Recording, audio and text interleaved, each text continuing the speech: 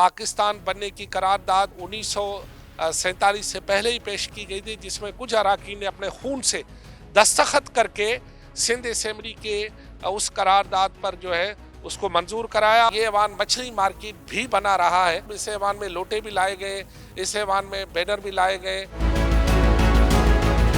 फरवरी के आखिरी हफ्ते में अराकीन सिंध असेंबली यहाँ आएंगे और यहाँ पर जो हमारे वज़ीर आला हैं उसके मुंतखब होने और कायदे हिज़्ब इख्तिलाफ के मुंतखब होने के तमाम मराहल जो है यहाँ मुकम्मल किए जाएंगे। ये मराहल कैसे मुकम्मल होंगे, आइए मैं आपको बताऊं कि सीट बाय सीट और किस तरह असेंबली के ऐवान की कार्रवाई चलती है।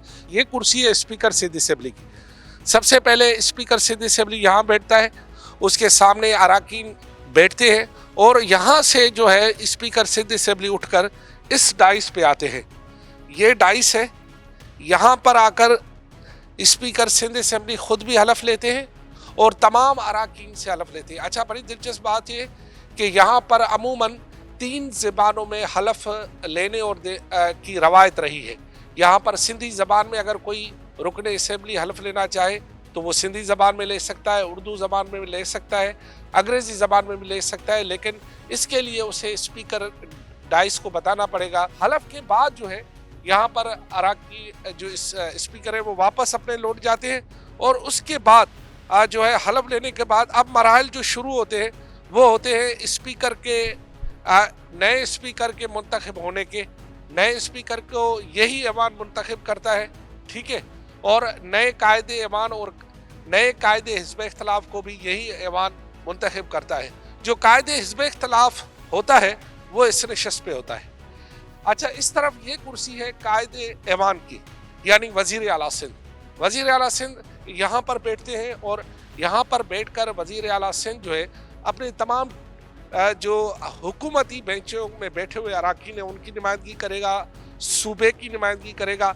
और यहाँ से बैठकर जो है, जैसे कि मैं बताऊँ, यहाँ से बैठकर जो है वज़ीर आला सिंध यहाँ बैठेंगे और स्पीकर सामने होंगे, कायदे हिज़्ब इख्तिलाफ इसके राइट पे होंगे, बाकी अराकीन उनके पीछे। और यहाँ पर जो है ये अगर साइड देखी जा सके तो ये यहाँ पर वज़रा बैठते हैं ज़्यादातर। ये जो आगे वाली लाइन है और इसके साथ पीछे वाली लाइन है, ये तमाम जो है सिंध काबीना में जितने भी अराकीन होते हैं रुकन, वो वज़ीर आला सिंध के जो है लेफ़्ट और पीछे वाली साइड पर बैठते हैं। अच्छा, ये तो हुआ ऐवान की एक तरीक़ेकार के कौन कहाँ बैठता है और कौन कहाँ किस तरह जो है ऐवान में नुमाइंदगी करता है। लेकिन यहाँ पर एक दिलचस्प और भी अमल होते हैं। वो ये होता है कि जब भी अराकीन सिंध असेंबली को, जो कि लाजमी है, जिनका ताल्लुक रहता ही अपोजिशन से है, और अपोजिशन के बाद जब अपोजिशन की कोई बात नहीं मानी जाती तो अपोजिशन क्या करती है ऐवान में, आइए आपको बताते हैं। वो अपोजिशन क्या करती है, अगर कैमरामैन जूम हो जाए तो मैं दिखाऊं। अपोजिशन यहाँ आ जाती है, इस यहाँ पर, इसको कहते हैं स्पीकर डाइस। यहाँ आकर जो है अपोजिशन अपना एहतजाज करती है और उनके हाथ में अगर बैनर हो तो ठीक, वरना वो स्पीकर से मुखातिब होकर अपने उस बात को मनवाने की कोशिश करते हैं या उस बारे में स्पीकर की तवज्जो अपनी तरफ जो है यानी दिलवाने की कोशिश करते हैं कि जी हमारी ये बात मानी जाए और हम यहाँ पर क्यों खड़े हैं, इस बात को सुना जाए।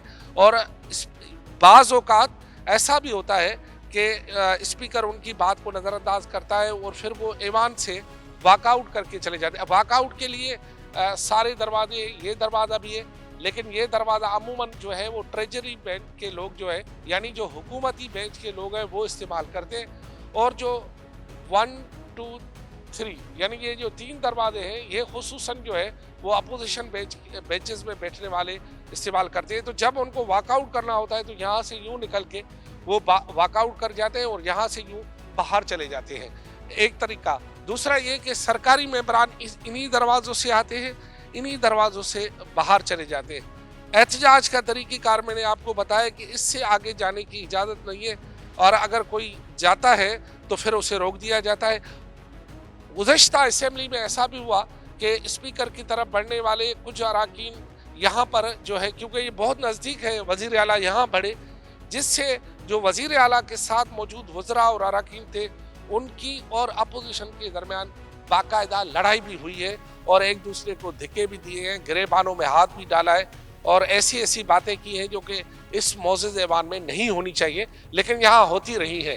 یہ ایوان مچھلی مارکیٹ بھی بنا رہا ہے اور اس ایوان میں بہت سارے ایسے واقعات بھی ہوئے ہیں جس سے بہت ساری چیزیں، مطلب اس ایوان میں لوٹے بھی لائے گئے، اس ایوان میں بینر بھی لائے گئے، اس ایوان میں جو ہے بہت ساری چیزیں گزشتہ جو 5 سال گزرے ہیں وہ اس اسمبلی میں بہت سارے ایسی باتیں بھی ہوئی ہیں جس کے بارے میں ہمارا خیال ہے کہ شاید اب کے اسمبلی کے ایوان میں ایسی باتیں نہ ہوں۔ اچھا، اس کے علاوہ یہ جو عمارت ہے یہ آج سے تقریباً جب سابق صدر آصف علی زرداری تھے تو انہوں نے اس عمارت کا سنگ بنیاد رکھا تھا اور بعد میں ابتدا بھی کیا تھا۔ یہ عمارت ایک بہت خوبصورت ہے، اس عمارت کے بہت سارے رنگ ہیں، اس عمارت میں اجرک کا کلر بھی ہے، اس عمارت میں جو ہے آپ دیکھیں گے کہکشائیں ہیں، اگر آپ اس عمارت میں دیکھیں گے تو آپ کو لگے گا کہ آپ ایک ہی وقت میں کہیں مطلب اس دور میں داخل ہو جاتے ہیں جس دور میں تلواروں کی لڑائی ہوتی تھی، ڈھال استعمال ہوتی تھی بچاؤ کے لیے۔ یہاں پر جو ہے وہ تانبے کی بہت ساری چیزیں یہاں پر لگائی گئی ہیں، وہ کچھ نقوش بھی ہیں جو کہ ماضی میں یہاں پر مسلم دنیا کے لیے رہے ہیں، اور اس کے علاوہ رنگ برنگی جو ہے وہ دنیا کا گولا بھی یہاں پر موجود ہے۔ اس کے علاوہ آپ دیکھیں گے کہ یہاں پر سمندر کی گہرائی بھی دکھائی گئی ہے، سمندر کی گہرائی میں جو مچھلیاں ہیں جو یہاں پر ہوتی ہیں وہ بھی یہاں پر دکھائی گئی ہیں۔ یہاں پر شاہ عبداللطیف بھٹائی کے مختلف آثار جو ہیں وہ یہاں پر بھی یہاں سب لکھا ہوا ہے، جس کا مطلب یہ ہے کہ آپ جو ہے الف پڑھنے کے بعد باقی جو چیزیں ہیں اگر آپ بھول بھی جائیں تو خیر ہے، لیکن اپنے اندر کو صاف کریں تو آپ کی جو اندر کے اچھائی ہے وہ باہر آ سکتی ہے۔ یہاں پر کچھ اگر دیکھا، یہ کیمرہ مین اس طرف دکھائے اس دروازے سے اوپر والے، تو آپ کو کچھ پانی کے اندر کچھ چیز جو ہے وہ تیرتی ہوئی نظر آئے گی۔ اس طرح یہ کہکشائیں ہیں۔ یہاں پر اگر یہ کونے میں دکھایا جا سکے تو یہاں درخت بھی دکھائے گئے ہیں، جس میں ان درختوں جو ہمارے ہاں ہریالی ہوتی ہے یا جس طرح کی ہوتی ہے، بہت خوبصورت ایوان ہے۔ اچھا، سب سے بڑی بات ہے کہ اس ایوان میں 200 سے زائد کرسیاں ہیں جبکہ ایوان 168 کا ہے۔ اچھا، اس کے بعد اور اگر یہاں پر اس کی خاص بات، اگر کیمرہ مین یہاں میرے ساتھ آئے اور یہاں سے اگر کیمرہ مین یوں گزرے تو میں آپ کو بتاؤں کہ سب سے بڑی بات ہے کہ آپ جب ایوان میں یوں آتے ہیں، ایوان میں جب آپ یوں داخل ہوتے ہیں تو سب سے پہلے آپ کی جو نظر ہے نا وہ وہاں پر اوپر ایک آیت ہے، کلام پاک کی ایک آیت ہے، القرآن لکھا ہوا ہے، حدیث بھی ہے۔ پہلے القرآن لکھا ہوا ہے، پھر ایک حدیث ہے۔ اس کے بعد جو ہے پاکستان کی ہسٹری میں پہلی مرتبہ کسی اسمبلی میں شاہ عبداللطیف بھٹائی یعنی کسی شاعر کی شاعری بھی یہاں پر درج ہے، جس کا مطلب یہ ہے کہ سائیں صدائیں کریں سندھ متھے سکار، دوست مٹھا دلدار عالم سب آباد کری۔ اردو میں ترجمہ یہ ہے کہ سائیں میرے مالک رب، آپ میرے سندھ پر ہر وقت ایسی رحمتیں برسائیں کہ میرا سندھ ہر وقت آباد ہو، اور سندھ جب آباد ہو تو پھر شاہ لطیف کہتا ہے کہ دوست مٹھا دلدار، یعنی میرے دوست، میرے محبوب، اس پورے عالم کو آباد کرو۔